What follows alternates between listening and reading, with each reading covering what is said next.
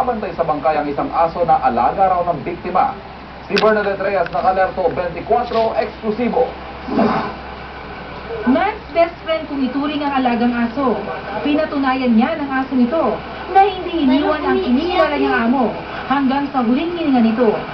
Bandang alas 11 kagabi nang matagpuan ng wala ng buhay na si Dante Agustin sa tapat ng isang bahay sa EMS Barrio sa Malolos, Valenzuela, kasama ang alaga niyang aso.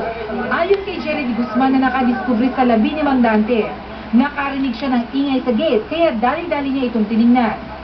May kumatok mo na malakas eh. Tapos yung ingay pa ng aso, ma'am.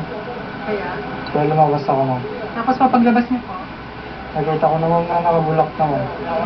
napansin daw niya ang alagang aso ni Mang Dante na tila binabantayan ng amo nito. Paborito raw itong alaga ni Mang Dante.